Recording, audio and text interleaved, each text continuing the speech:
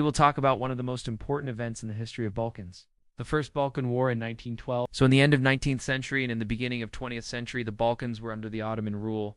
You can see here on this map, the only independent state was Greece. Romania had also just recently become independent, but they weren't really considered as a Balkan state anymore, because they were farther away from the rest. The other Balkan states were still under the Ottoman rule. These states were Serbia, Montenegro, Bulgaria, and Bosnia. But we have to remember that even though they were under the Ottoman rule, they still had a lot of autonomy. So their internal affairs were managed by these local leaders. The Ottomans only interfered when it came to foreign affairs. So the idea of union of all the Balkan states had been a dream for a very long time. And the first to come up with this idea was actually the Russians. It was during the reign of Peter the Great. However, at that time, the Ottomans were much stronger than they would be in 1912, so the plan was abandoned. But then the idea was picked up by the British.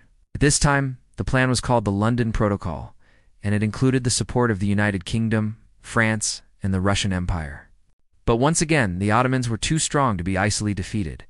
However, in 1908, the situation changed. The Bosnian crisis took place. There was a conflict between Austria-Hungary and the Ottomans over the territory of Bosnia. In the end, the Austrians got what they wanted, and they took Bosnia. Now it was no longer possible to unite the Balkans under the Ottoman flag, and even the Russians realized that it was impossible. They gave up on their plans. The Second Balkan League was formed by Serbia, Montenegro, Bulgaria, and Greece. And the goal of this league was to kick out the Ottomans from the Balkan Peninsula. The war began on October 8, 1912. At that time, the Balkan League had about 300,000 active soldiers, while the Ottomans had around 400,000.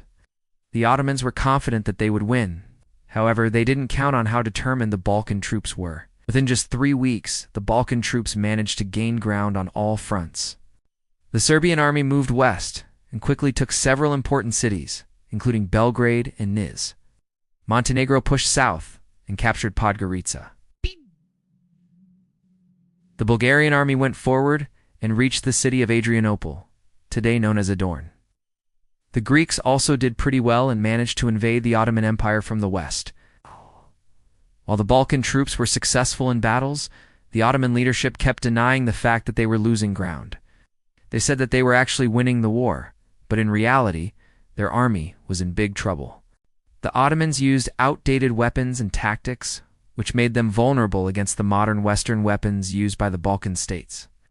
Also, the Balkan troops were much better organized and disciplined.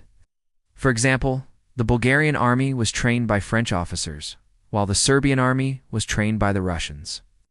On November 1912, the Balkan League issued an ultimatum to the Ottomans. They demanded to withdraw from the entire Balkan Peninsula. Of course, the Ottomans rejected this ultimatum. A few days later, the Greek army took Athens, while the Bulgarians took more than 2,000 prisoners after the Battle of Kirtkilis. The Ottoman leadership finally realized that they couldn't win the war, so they accepted the peace treaty offered by the Balkan League. On December 1912, the Treaty of London was signed. According to this treaty, the Ottomans had to give up all of their territories in the Balkans. The Balkan Peninsula was now completely free of the Ottoman rule. While this was a great victory for the Balkan states, it was also a great disaster for the Ottomans. They lost around 4 million Muslim subjects and reduced their European territories to just some coastal areas around the Black Sea and the Aegean Sea. After this war, the Ottomans had to pay a lot of money as reparations. They had to pay £150 million to the victorious Balkan states. After this war, the Balkan states felt kind of uneasy about their future.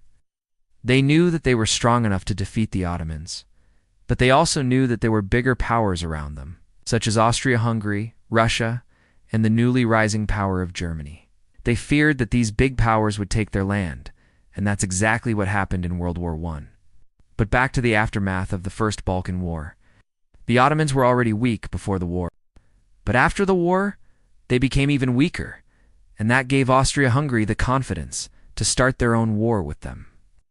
That's why World War I started with the invasion of Austria-Hungary into Serbia. Anyway, before talking about the consequences of this war, we should first talk about the consequences of this war. Greece expanded its territory to the west and gained access to the Aegean Sea. They also received Crete, Rhodes, and the Dodecanese Islands. Serbia took most of the Serbian territories north of Kosovo and western parts of Kosovo itself. They also acquired a little bit of northern Albania. Montenegro expanded its territory south, towards the coast. They also got some parts of Albania. Bulgaria took all of the remaining Ottoman territories north of Greece and east of Serbia. They also got the city of Constantinople, today known as Istanbul. Now, when it comes to the role each country played in this war, it has to be said that the Serbs played the most important role. Without the Serbian army, the Balkan War would have ended very differently. The leader of Serbia was King Peter I. He played a key role in uniting the Balkan states and starting this war. The second most important country was Bulgaria. King of Bulgaria was Ferdinand I. He was actually the nephew of the last German Emperor Wilhelm II, and he wanted to unite all ethnic Bulgarians under his rule. Because of this, the Bulgarian army was actually the biggest in the Balkan War, with 150,000 soldiers. The third most important country was Greece. Their king was Constantine I. During this war, the Greeks managed to show that they were probably the most disciplined and the most brave fighters. The last important country was Montenegro. Their ruler was King Nicholas I. Montenegro declared war on the Ottomans first, and they were also the first to enter the war. There were also some non-Balkan countries which participated in this war. For example, the Japanese Empire sent a naval unit to the Red Sea in order to protect the British shipping. This was done because Japan had close ties with the British Empire, and also because Japan needed the support of the British in their conflict with the Russians in the Far East. Then we have France. Even though France didn't send a big force to the Balkans, their military advisors played a huge role in preparing the Bulgarian army for this war. It was thanks to France that the Bulgarians had modern weapons and also knew how to use them. The other country that helped the Balkan states was Russia. Even though Russia didn't want to participate in this war directly, they still supported the Balkan states with weapons and ammunition.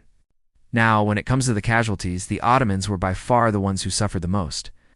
Around 200,000 Ottomans lost their lives. The Balkan states also suffered significant losses. Around 60,000 people died in the Serbian army, 25,000 in the Bulgarian, 17,000 in the Greek, and around 4,000 in the Montenegrin. As for the legacy of the First Balkan War, it was the beginning of the end for the Ottoman Empire. And it was also the beginning of the rise of the new Balkan states. Each of these countries played an important role in the outcome of this war, and each of them deserved their piece of the cake. Thank you for watching this video. If you liked it, please leave a like and subscribe to my channel. See you in the next video.